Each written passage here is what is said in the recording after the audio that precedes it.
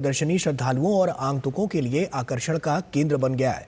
प्रदर्शनी में 20 से अधिक राज्यों के कुल 152 स्टॉल लगाए गए हैं, जिसमें वोकल फॉर लोकल की पहल को बढ़ावा देने वाले और ग्रामीण अर्थतंत्र में इनोवेशन को समाहित किया गया है।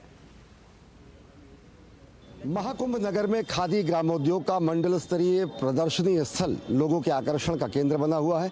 आइए आपको दिखाते हैं कि कैसे देश भर के खादी ग्रामोद्योग से जुड़े हुए लोग न केवल ग्रामीण अर्थव्यवस्था को मजबूत कर रहे हैं, बल्कि आत्मनिर्भर भारत की तरफ सशक्त कदम भी बढ़ा रहे हैं। महाकुंभ में समूचा विश्व प्रयागराज में सिमटा है, तो परेड ग्राउंड के खादी ग्रामोद्योग के मंडली प्रदर्शनी में समूचा भारत सिमटा है।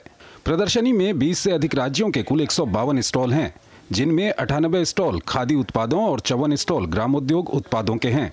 प्रदर्शनी वोकल फॉर लोकल पहल को बढ़ावा देने वाली है और ग्रामीण अर्थतंत्र में नवाचार को समाहित करने का एक विशिष्ट उदाहरण है।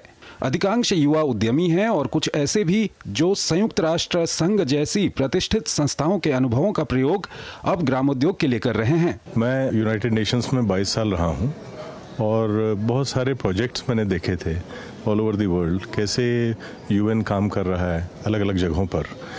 तो जब मैं 22 साल के बाद अर्ली रिटायरमेंट लेके मैं आ गया और अपने क्षेत्र में देवरिया जिले में मैंने सोचा कि मैं इस तरह के कई कार्यक्रम कर सकता हूँ।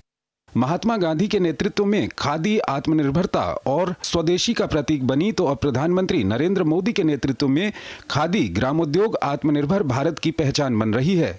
ऐसे में जब लोगों का रुझान अब खादी और ऑर्गेनिक उत्पादों की ओर बढ़ा है, तो तेजी से ग्रामोद्योग इकाइयों का प्रसार बढ़ा है।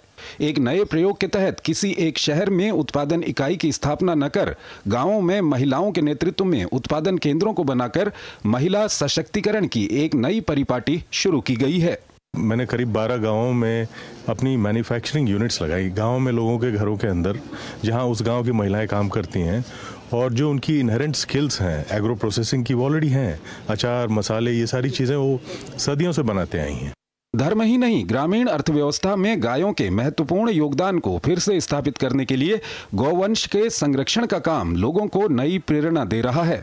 पशुओं की समस्या है, जो बछड़ों की समस्या है, जो लोग छोड़ देते हैं, तो मैंने इसके तहत गांव वाले जो भी ब्रीडिंग प्रोग्राम में आते हैं उनको मैंने ये कहा कि आप लोग अगर बछड़ी होती है तो आप लोग रख लें, बछड़ा होता है तो मैं उसको अडॉप्ट करूँगा। तो ये भी बहुत ही सक्सेसफुल रहा। गांव वाले बिना किसी अपराध बोध के बछड़ों को ले आके यहाँ जमा कर देते हैं।